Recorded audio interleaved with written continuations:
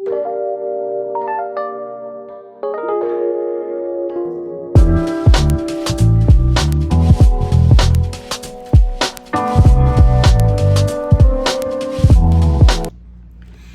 everyone, welcome to Faith and Glow with Brittany, and I am your girl Brittany.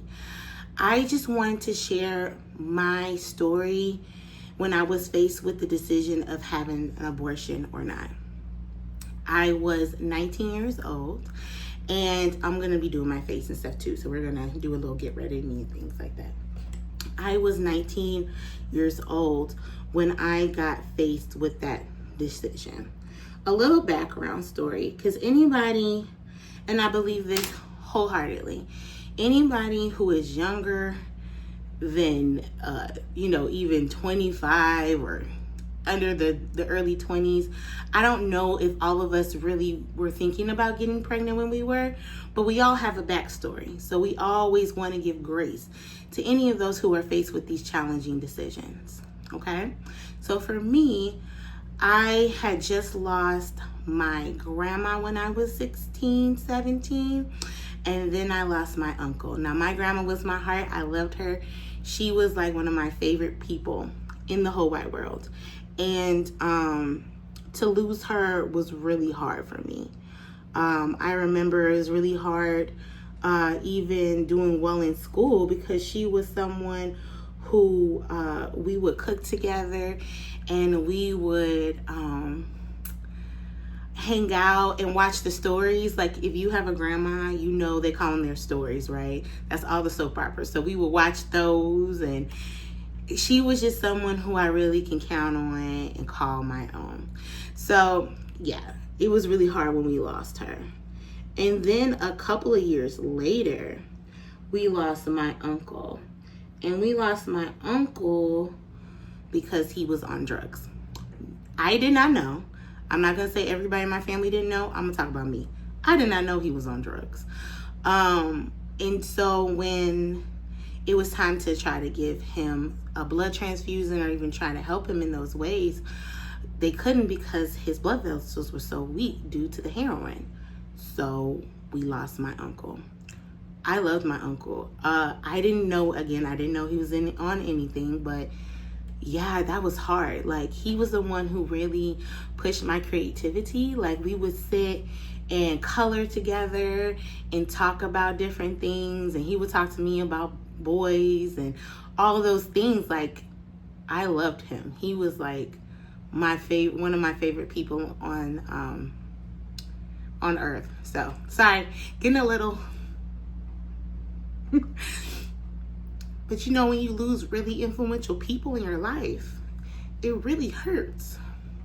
And being at that young age and trying to understand how to navigate that was really hard. And my father died when I was young, like a baby. And he wasn't there. And so all it was my mother. My mother was dealing with all of those hurts and pains herself.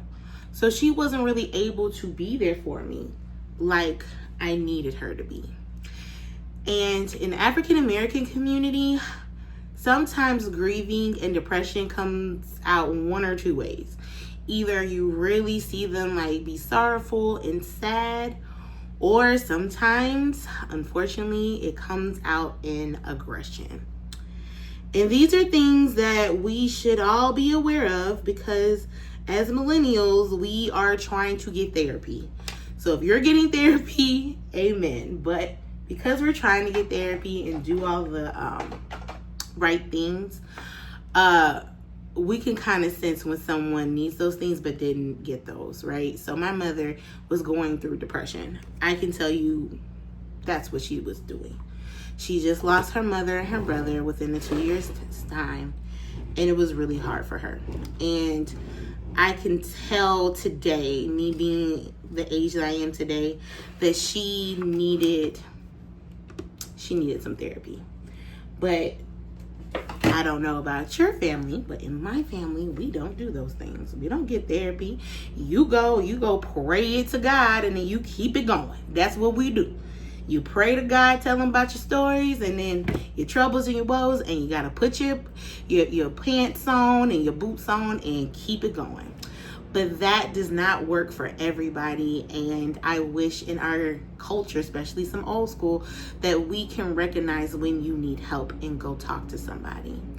So my mother went, unfortunately, the push away and isolation way. And so my mother, we were all a tight family, and so my mother was the one who was like kind of my best friend, and she was always there for me, and I know that she had my back.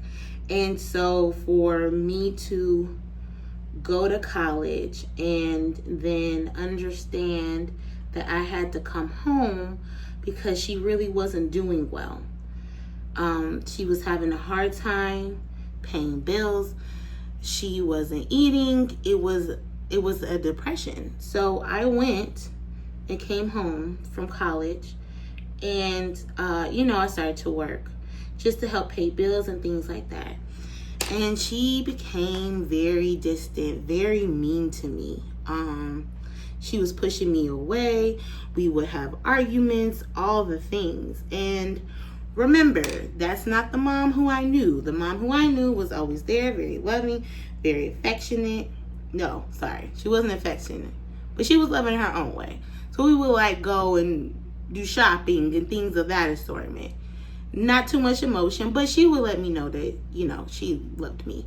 But I'm very affectionate, so I'm going to hug on you. So it's okay if you don't, because I'm going to do it. So when I say affectionate, it probably was more of me and her just taking it versus like her maybe giving it to me all the time. So that's just me. If I need it, I'm going to get it, and you're just going to have to deal with me. So that's what depression came out. With her not eating as much, she lost her job. There were so many things that was happening that now, as someone who's an adult, I could pick out the signs like, yeah, she's going through some depressive state and we need to help her. So we are, we're in that place with her. And my brother, I do have a brother, he moved to Texas. So he wasn't really kind of here to help me with everything. It was mostly all on me. And due to that, I got jobs after jobs. And I was like, man, I just need some love. So I found love in all the wrong places. And of course, there was an older man. I'm not going to say always because that's not fair. But I will say that there was an older man who was kind of looking at me and, gave me that protection, made me feel seen, all the things. No, he was not my boyfriend. Again, I was still trying to be fast and smart at the same time. But he was always there. Like when I was kicked out of my mom's car, because me and her got into it that day, and we used to throw newspapers, and she kicked me out the car, and I was stranded. And I needed help, and guess who came to the rescue? There he was, always willing to help me. And this is like 3 o'clock in the morning, 2 o'clock in the morning. Yeah, he was always there. Trying to be a friend first, because if he just came straight at me, I was like, no, I'm not going. But he definitely knew how to play the game, and he waited until it became a really big thing. And when my mother kicked me out of the car and left me stranded, I could tell you right now, that was huge for me. And I broke down and I cried, and we had sex.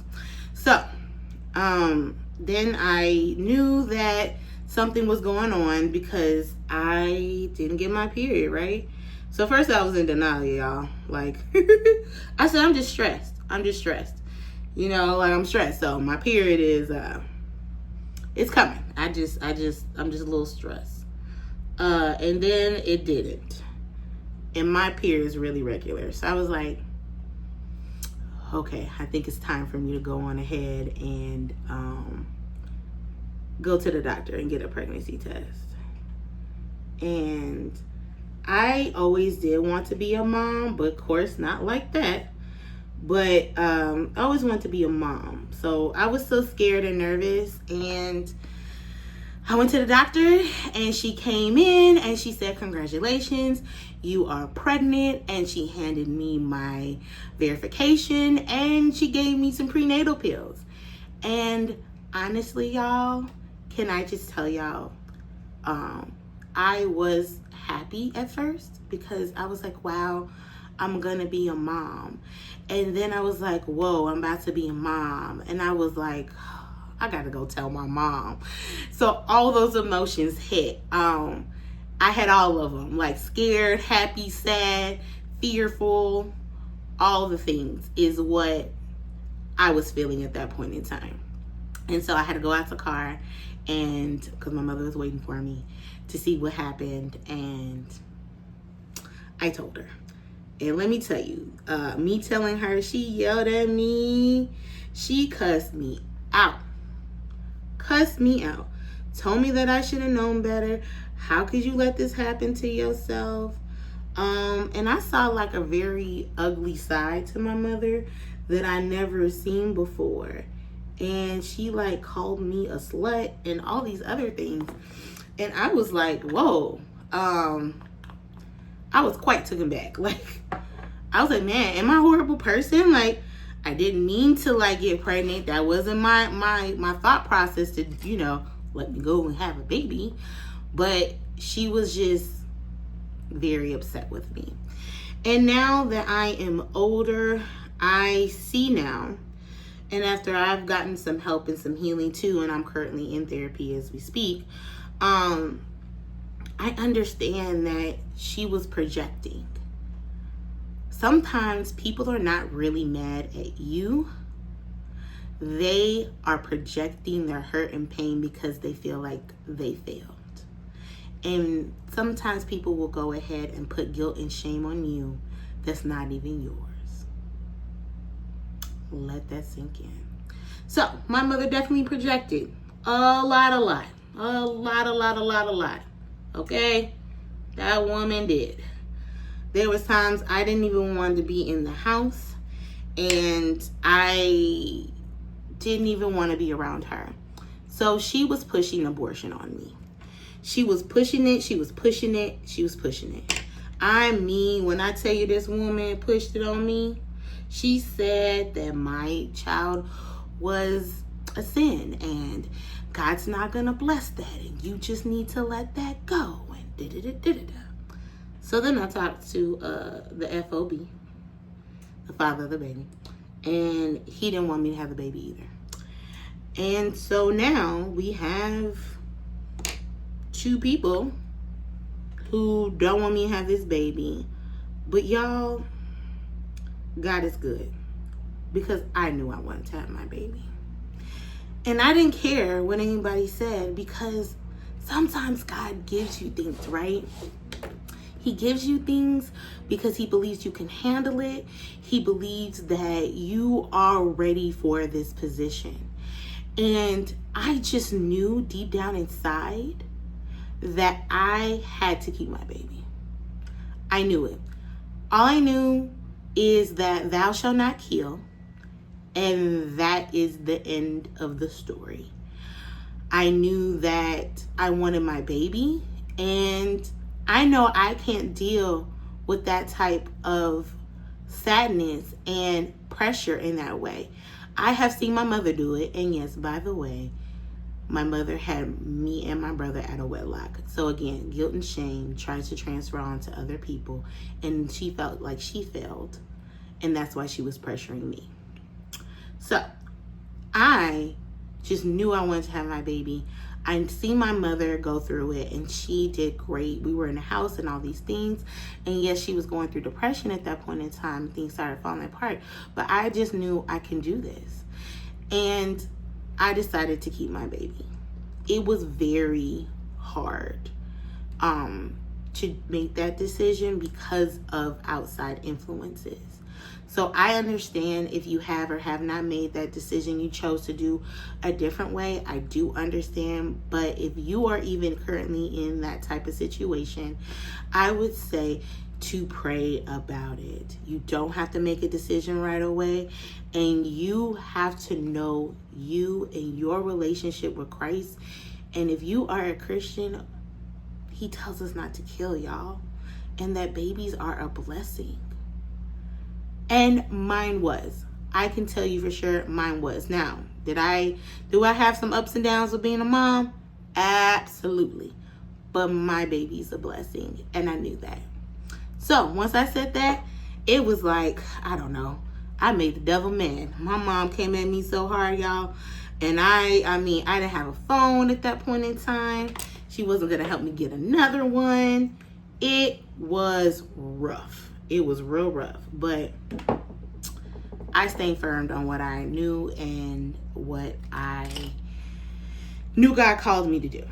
So, therefore, after that, we kind of got quiet, and I just knew I just needed to have my baby. So I went and I used to have to walk to all my doctor's appointments because she didn't want to take me. And it was bad, y'all. Yeah, I mean, someone tell you that they don't want your baby, and now you got to be out here just doing what you got to do. I did get a job, and but I lost it because I was pregnant. And so it was me just trying to figure out how to maneuver. But then my best friend, and I love my best friend, she came back home from college, and it was hard because I had to tell her to, but she was very loving and supporting, and she brought me to a church. And at that point in time, it was called Christian Life Center, and I was so thankful for that church because my guards were so up that I don't know if anybody could have really talked to me unless it was Christ himself. And they just loved on me, y'all. They loved on me. They were very supportive of me. And I know that's not everybody's story. I understand that. But I'll tell you my story. They loved on me. And I was prepared for them to be like rude and ignorant because my mom was. And that's what I was dealing with. So I was ready to go fight somebody. I said, yeah, just because my sin was showing doesn't mean that you don't sin. I was ready. I was so ready. But that's not at all. They showed me what the love of Christ would really look like. And I pray if you're ever in a decision like that, a pregnancy decision or a decision that's just a real tough one, and you have people in your center or you go to your core group or a church that does not demean you. So yeah, they loved on me. They helped me. And I had my baby, and I tell you, my baby was a church baby. Now, I know we all think our kids are cute, so I'm going to say my kid's cute because we all think that, so it's fine. My baby was cute. Everybody loved my baby. I mean, when I tell you when I needed to go to work, when I tell you that I needed to do certain things, I had people who are 20-somethings now. 20. Can you imagine a 20-year-old or a 21-year-old, and they are watching children for somebody else and just being supportive of you? I know you ain't never heard of it because I couldn't even imagine now with some of these 20-year-olds. But at that point in time, that's what was happening. They all took such a special interest in my baby and in me, y'all.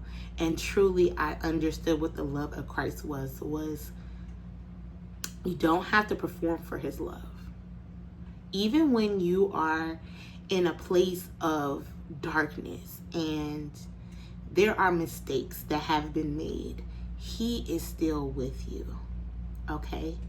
He still loves you, and he still wants to see the best for you, and he loves you, period. No matter what you've done wrong, no matter how you've hurt somebody, no matter if you have had sex out of wedlock, whatever sin that you are dealing with right now, I just want to say he loves you, period. And when you are ready, he is willing to open up his arms to you and love on you if you let him. If you let him love on you, he will. And that's what these people did at this church. They loved on me conditionally. When I tell you that anytime I needed help, on Sundays, they used to have barbecues and hangouts, and I would be right there with my kid, open arms. And it really made me fall in love with Christ. And I gave my life to Christ, and my baby was a church baby at that point. And so, yeah, I just want to encourage somebody today. Like, that's my testimony when I was faced with a pregnancy decision. And I'm not going to tell y'all it wasn't hard, but it is possible to do. And just like a fast forward of things, there's some other things that happened too. And I will make sure that I will give you a part 2 of that. But just to let you know, my baby is now a junior. He got into selective enrollment school. He's in AP classes. He's taking college classes. When he graduated from 8th grade, he was on the honor roll. He got 8 awards. Like, when I tell you that on the other side of that hard decision that God is asking you to make, to choose him, to choose what is right, there are blessings and favors. There's blessing and favor. So, if you're going through a hard decision and you know God is calling you to do something that is going to be difficult, that is going to be challenging, know that there is blessing and favor on the other side of that. And he will provide for you, protect you, and keep you. Well, that's all the time I have. I think I talked y'all heads off. I know we're not done with the face, so I'll just probably go with another part 2 of this. But yeah, y'all, I just want to say, have a really great day and know that God loves you. All right, stay tuned for the next one. Bye.